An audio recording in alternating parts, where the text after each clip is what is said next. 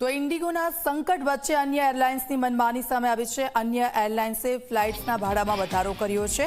અધધો વધારો થઈ ગયો છે। ટુરિઝમ સોસાયટીના ચેરમેન મનીષ શર્માનું આ નિવેદન છે। ઇન્ડિગો સંકટથી અનેક લોકોને અસર પડી છે।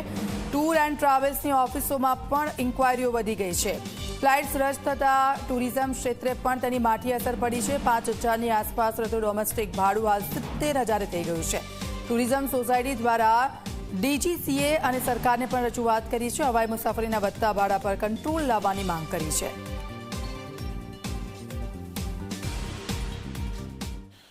છેલ્લા થોડા દિવસથી ઇન્ડિગો ફ્લાઇટની મૂવમેન્ટ ઉપર અસર સર્જાઈ છે, જ્યાં સૌથી વધારે ફ્લાઇટો એ કેન્સલ થવાની ઘટનાઓ સામે આવી રહી છે। અને આજે પણ રાત્રે 12 વાગ્યાથી લઈને સવારે 6 વાગ્યા સુધી 19 જેટલી ફ્લાઇટ રદ થઈ છે, જ્યારે કેટલીક ફ્લાઇટો હજુ પણ ડીલે ચાલી રહી છે। સતત આ સિલસિલો યથાવત છે। તેની વચ્ચે અન્ય જે એરલાઇન્સ જે છે એ પોતાની મનમાની કરીને એ ભાડા વધારી દીધા છે, જેના કારણે એ મુસાફરો માટે પડ્યા પર પાટા જેવી સ્થિતિ સર્જાય છે। ત્યારે આપણી સાથે જે ટૂર્સમાંથી મનીષભાઈ આપણે જોડાયા છે, તેમની સાથે વાત કરીએ। મનીષભાઈ, ટુરિઝમ સાથે આપ સંકળાયેલા છો, એક ટૂર્સ એન્ડ ટ્રાવેલ્સ સાથે સંકળાયેલા છો।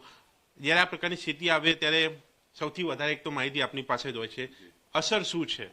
ખાસ કરીને જોઈએ તો છેલ્લા 5 દિવસથી ઇન્ડિગોની જે હાલત છે અને ઇન્ડિગોની જે મોનોપોલીના કારણે જે કેન્સલેશન ફ્લાઇટો થઈ છે એના કારણે ખૂબ હેરેસમેન્ટ પબ્લિકને થઈ રહ્યું છે। ખાસ કરીને સામાન્ય પબ્લિક આના સફર કરી રહી છે। કોઈની વિઝા એપોઇન્ટમેન્ટ છે, કોઈ હનીમૂન માટે જઈ રહ્યું છે, કોઈ ઇમરજન્સીમાં જઈ રહ્યું છે, કોઈ કોર્પોરેટ મિટિંગ માટે જઈ રહ્યું છે કે કોઈ અન્ય કારણોસર સગાઈ પ્રસંગે જઈ રહ્યા છે। તો આવા સંજોગોની અંદર ફ્લાઇટો કેન્સલ થવાના કારણે લોકોને ખૂબ મુશ્કેલી પડી રહી છે। ખાસ કરીને જ્યારે ફ્લાઇટ ચેન્જ કરીને બીજી ફ્લાઇટમાં જવાનું થાય ત્યારે અમદાવાદ દિલ્હી, અમદાવાદ કલકત્તા, અમદાવાદ મુંબઈ જેવી સેક્ટરમાં 75,000 થી 80,000 જેટલા ભાડા જે વસૂલવામાં આવી રહ્યા છે તે લોકો ઉપર આમ જોવા જઈએ તો એક જાતનું પડતા ઉપર પાટું છે અને ખૂબ લોકો સફર કરી રહ્યા છે। ના છૂટકે કોઈની વિઝા એપોઇન્ટમેન્ટ H1 વિઝા હોય કે ફેમિલી વિઝા હોય એને જવું પડે છે ત્યારે આટલા રૂપિયા ખર્ચીને જવા માટે મુશ્કેલીઓ પડી રહી છે।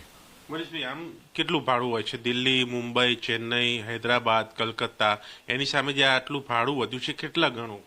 ખાસ કરીને જોઈએ તો અમદાવાદ દિલ્હી, અમદાવાદ મુંબઈ 4,000 થી 6,000ની રેન્જમાં તમામ સેક્ટરો આવી જતા હોય છે, જે આજની તારીખમાં આપણે કહીએ તો ઘણામાં તો વાત જ ના કરી શકાય। 80,000 90,000 જેટલા ભાડા અત્યારે એરલાઇન્સ દ્વારા લઈ રહ્યા છે, જે ડીજીસીએ તાત્કાલિક આના પર એક્શન લઈને આને કંટ્રોલ કરવો જોઈએ। તમામ ટૂર ઓપરેટર અને સાથે સાથે લોકોની પણ આજીજી છે સરકારશ્રીને।